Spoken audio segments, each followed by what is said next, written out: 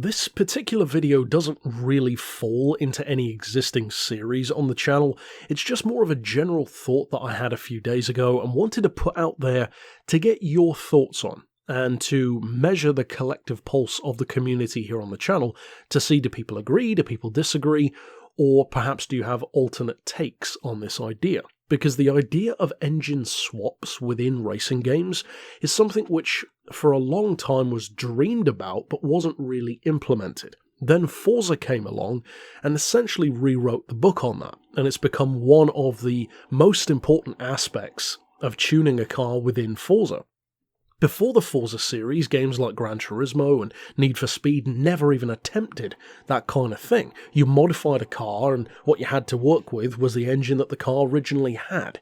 And that's what we were used to. And we desired more. We wanted to drop a big V8 into a Renault Clio or do a V10 swap on this, that or the other. And I actually believe fundamentally that it's a really cool and, for all intents and purposes, good idea to have engine swaps implemented in a game.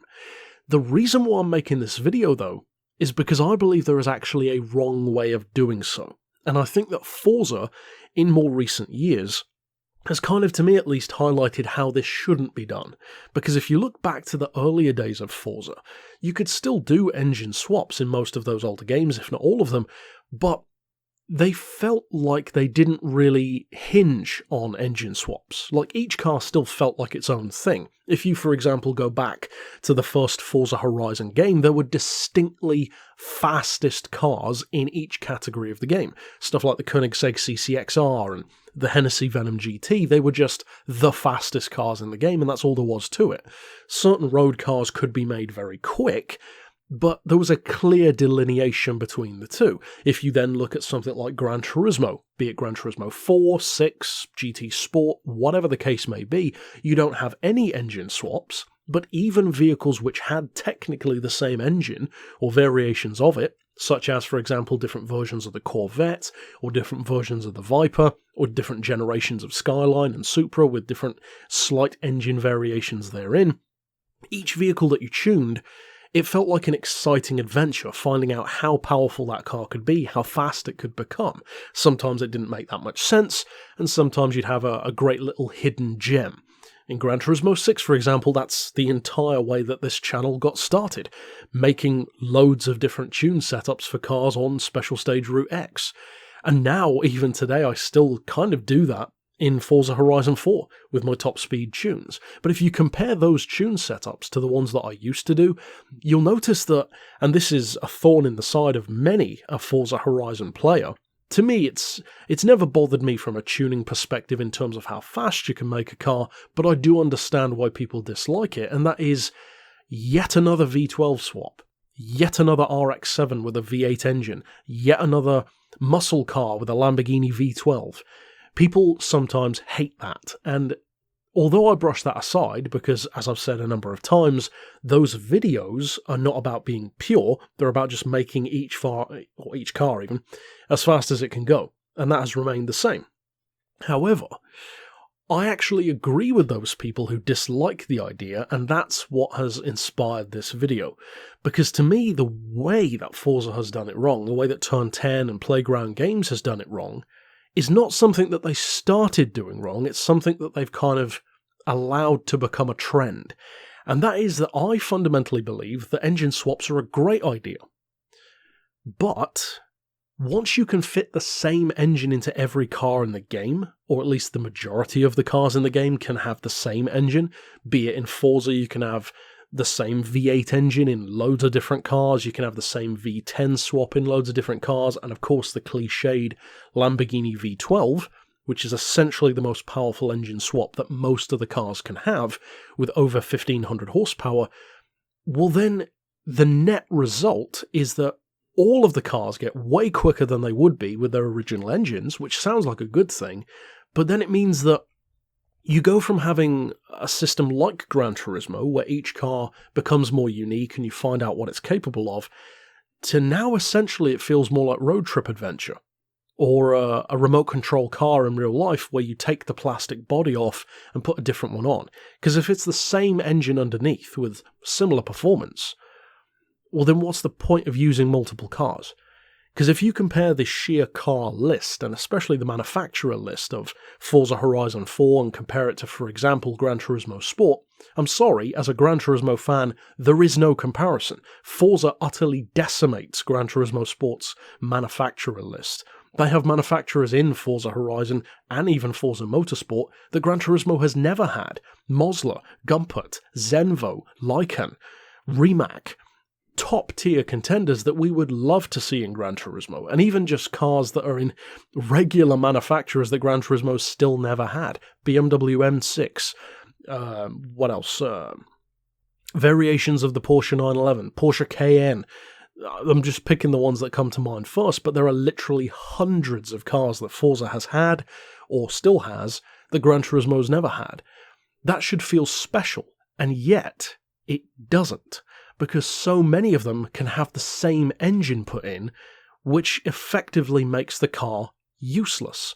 Because if you can fit them all with the same engine, you just find out which one's the best, and you just use that, and you don't really put any time into any of the others. And most players aren't going to grind once they've already found out what the best car is, because that's the thing about a collective community. Within the first few months of playing a new racing game, most people will find out what the best cars are and just use those online. And then once a new player comes in, they see people using that car, they make the correct assumption that that must be a great car to use, and then why would you buy anything else? You end up having 700-800 cars and using 10. That, to me, is fundamentally disappointing. Now, as I said earlier on, I think engine swaps are a great idea. I think drivetrain swaps are an even better idea, but they have, interestingly, a similar net effect.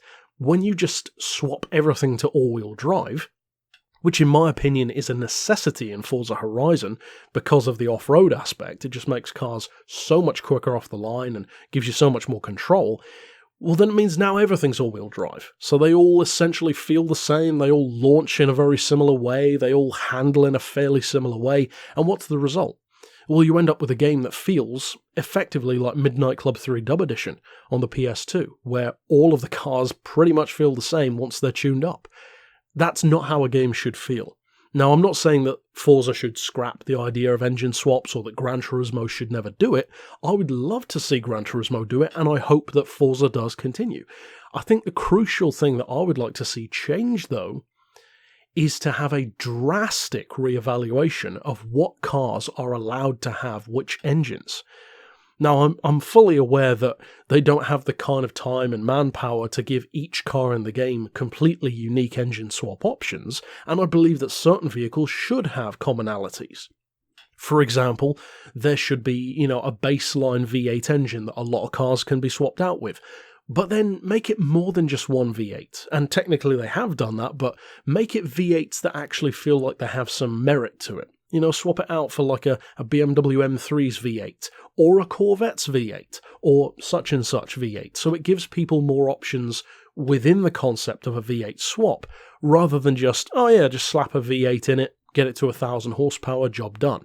Because that just makes the engine feel essentially just like a tool rather than part of the car's personality.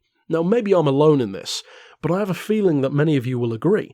Now, if Gran Turismo ever does implement something like this, which, honestly, I don't see them doing anytime soon, but if they ever do, I have a feeling that Polyphony would probably use it in a more sparing sense. And I believe that if Polyphony were to do it, they actually probably would do it in the way that I'm talking about.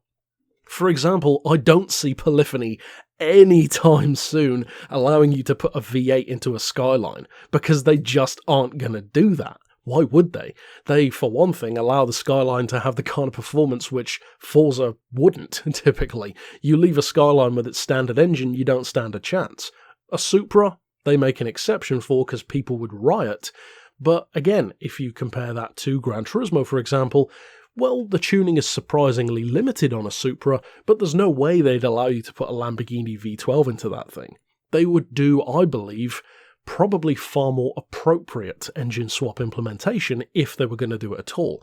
So for me, I think that engine swaps, as I've said a couple of times, are a brilliant idea. It's really fun, and for those who haven't played Forza, for those who do just play Gran Turismo on the channel, it's something which even if you don't like the rest of Forza, is worth experiencing, because tuning becomes so much more interesting when you add the extra option of changing a car's drivetrain or changing a car's engine, because it completely changes what that car can do. I think that's great. But I think there is a danger in the way that Forza is doing it, wherein I've seen this happen twice now in Horizon 3 and Horizon 4, and to some degree the motorsport titles, but it doesn't affect those quite as much, wherein cars just feel utterly meaningless. Let's be honest, if you fit every classic muscle car in the game that can have it with that Lamborghini V12, it makes all but one or two of them utterly pointless. That's not how cars like that should feel. It should feel like each one of them has its own merit. Now, if the only way of accomplishing that is by not having engine swaps at all, I would, contrary to what you might think, be completely open to that.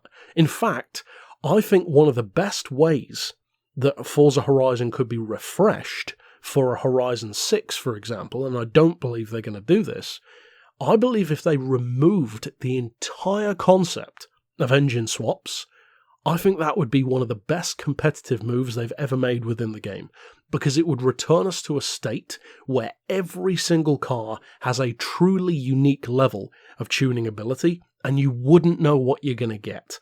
So then, the roster of what makes the best cars in the game would immediately be drastically altered.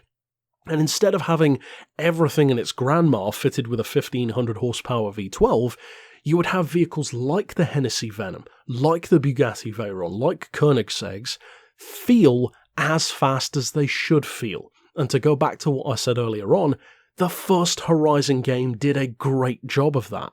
Even though I'm not as much of a fan of the first game as the others, that is one thing which it got very right. The cars do compare to each other far more accurately than the later games. I believe that they could really benefit from encouraging that kind of thing to come back. I don't think it's going to, but contrary to what even I myself would have probably believed 6 months or a year ago, I now think that could be a brilliant idea, because it would drastically alter what cars are and were and will be the best in the game compared to what was in 3 and 4, and it would actually encourage exploration through tuning. Half of the fun in Gran Turismo is to find out what each car is capable of. If you can fit them all with the same engine, like I said, the mystique is just gone, and it's just variations of a couple of miles an hour over here, or half a second of 0 to 60 time over there, and even the handling becomes similar. So those are my thoughts. Tell me if you agree or disagree. I know this is more of a thought piece video, so join in the comments. Do you agree with certain things that I've said? Maybe disagree with other aspects? Tell me down below, and let's keep the conversation with each other civil as well, because I know that thought pieces can, when it comes to discussion and differing opinions, become devolved quite quickly. So let's avoid that, and as I said, tell me your thoughts. So stick around on the channel for more Forza and, of course, mostly Gran Turismo content with GT7 moving forward, and until next time, I'll see you then. But for now, as always, thanks for watching.